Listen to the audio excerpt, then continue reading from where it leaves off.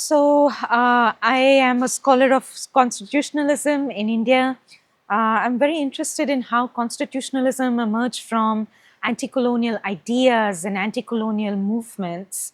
I started thinking about constitutionalism in the early 2008, 2009.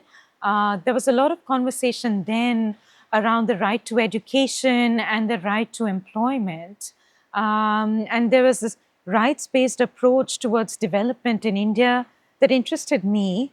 And I was then a student of economics, but it was really this question of constitutionalism that drew me to political theory. And I began to explore what it means for constitutionalism to be not just a legal discourse, but also political discourse and shape the public political domain in India. I went to Jawaharlal Nehru University. I did a master's and an MPhil there. And I was really working on how diverse thinkers in India begin to arrive at a consensus on what rights and laws for India should look like. There were so many things that happened during constitution making in India, particularly during the late 40s and the early 50s, which was truly revolutionary. India, for example, chose a universal franchisee for all of its citizens. India began to develop very detailed plans in order to ensure material development in a society that had really been exploited by colonial rule. India also instituted a lot of affirmative action treatments, or what is called preferential treatments for marginalized communities, particularly Dalits and scheduled tribes in India. So for me, what was fascinating about constitutionalism was that it managed to do all of these revolutionary things while bringing together different diverse communities in India into a political community. For me, that was what was truly revolutionary. And so I decided to do a PhD on the topic, and I applied to different universities. I got into the University of Columbia in the city of New York. When I moved to Columbia, I decided that I'm going to write a PhD on anti-colonial constitutionalism. The big challenge was there is a lot of work on Indian constitutionalism today. Many people focus on constitutionalism in its founding moment, but I was more interested in how constitutionalism has changed as democracy has unfolded in India. It was in its moment of creation, a constitution that really tried to engage with diversity and bring diverse communities together. It was a very inclusive form of constitutionalism, and it took very seriously getting rid of colonial exploitation and indignity and enabling self-respect and progress in India. However, by the time I had started doing my PhD and working on this project, I thought constitutionalism was in a state of crisis or a moment of crisis in India, partly because of the rise of majoritarianism, which was really transforming democratic values in India. Ideas like equality were now being constructed as ideas of sameness. In order to be considered equal to all Indians, we have to act like all Indians act. Ideas of self-respect were converted into ideas of national pride. So if we had to really respect ourselves, we had to proclaim ourselves to be part of a nation and take pride in a nation as opposed to pride in our own work. And then, ideas of fraternity and pluralism, really getting to know other people and the diversity that surrounds us, were being transformed into ideas of loyalty. We had to be loyal to a particular idea of India, a majoritarian idea of India, in order to really, be able to say, I want to shape the future of this country for all its citizens. My interest in constitutionalism was to understand how it has shifted from its moment of creation, particularly from 1947 to 1950, to its current moment of crisis.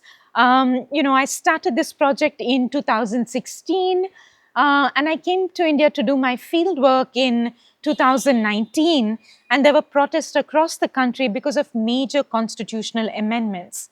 One thing that I found in the protests were the state has its own interpretation of constitutionalism, but constitutionalism is also a large part of how the people of India understand both their relationship with the state as well as their relationship with each other.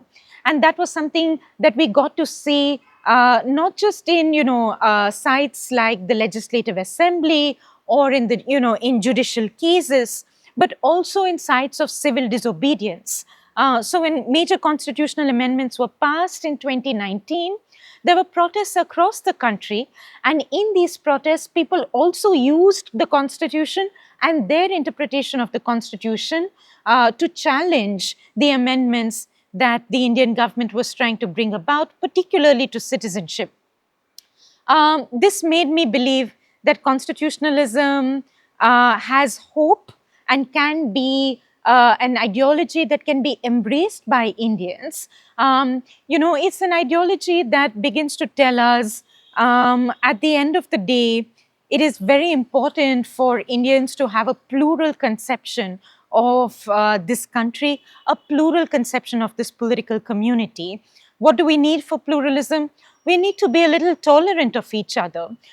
We need to be able to not just respect each other, but learn more about each other. We need to develop our excellences, come out in the public domain and talk about our excellences, bring our expertise to the public domain so that others can hear us and learn from us just as how we learn from them. And therefore, we also need a conception of fraternity where we see our good in the good of others. This is, for me, this is constitutionalism in India. These are constitutional values that somehow have remained continuous from its moment of creation to its current moment of crisis. Even when the state tries to change it, people begin to use those values and articulate them in the streets. And that's why I think constitutionalism remains the primary political language in India. Now, what are the challenges to making this argument? I think there are 2 or 3 challenges.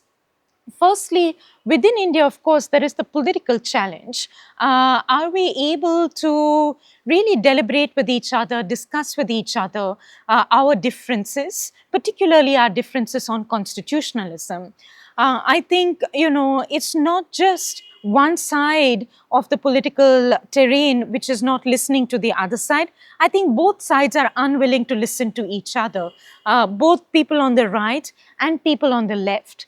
I think, we do live now in a society where through elections it has been decided that a particular kind of government, our current government, can bring about a lot of good for India.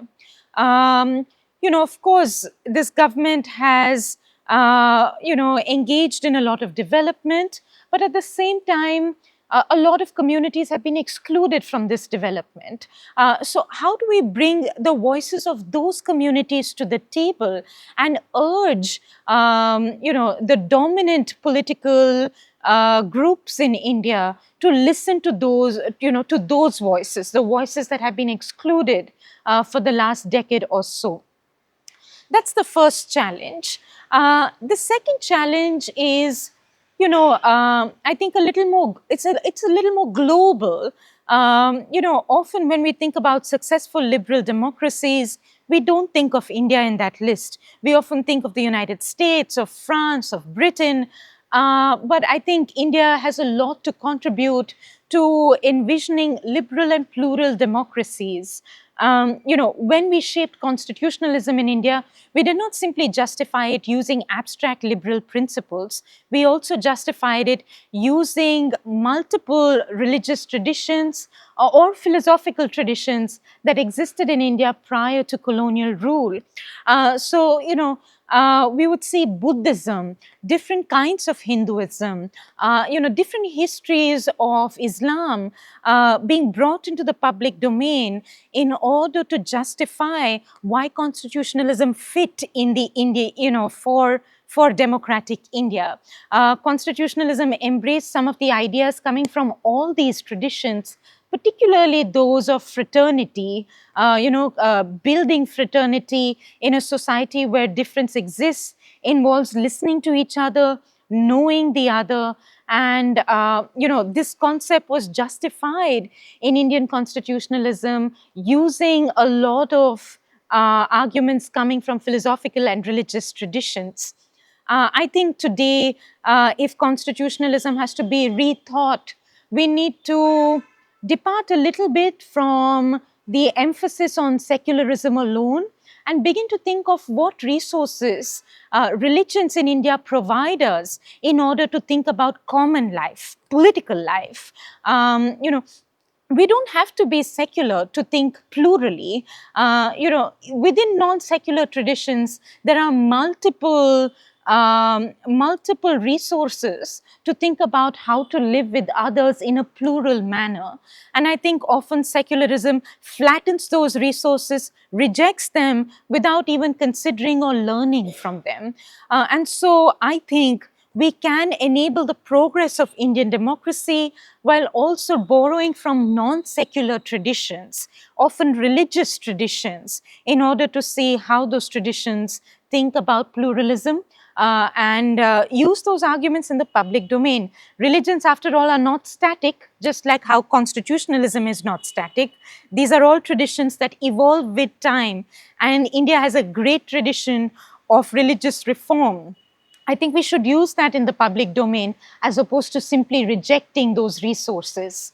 Finally, I think, doing this would enable India to produce a sort of anti-colonial conception of constitutionalism to the rest of the world. The constitutions that are glorified are often constitutions of the West. I think India can produce, constitution which has really emerged from anti-colonial rejections of simple abstract principles and an anti-colonial movement that really demanded not simply economic liberation or political liberation, but also an epistemic conception of how knowledges that were part of this land, which have shaped this people, how those knowledges can become part of our laws and political principles. I think borrowing from the anti-colonial reconstruction of religious traditions in India, we can produce a counter to, what has often been seen as a borrowed tradition of constitutionalism, one that we have borrowed from the secular West. I don't think that's how most Indians think and understand interpret and understand constitutionalism. Most Indians, I feel, understand constitutionalism through the traditions and worldviews that have shaped them. And those traditions and worldviews are part of, they're part of the ideas that have shaped this place, the place that is India. I want to make one point. I don't think this is an indigenist argument. I don't want us to return to some kind of pre-colonial past because of a nostalgia that I have for the pre-colonial. I want us to engage closely with modern reconstructions of religious traditions, because religions, just like constitutionalism, are not static. They constantly change and adjust to the time period around them. And so I believe that when we think about an Indian conception of constitutionalism, we ought to think about how constitutionalism is interpreted by people using worldviews, particularly religious worldviews, that shape their lives, their civil and their private lives. I think this, lends a distinctiveness to Indian constitutionalism, makes it distinct from other liberal constitutionalisms, particularly those in the secular West.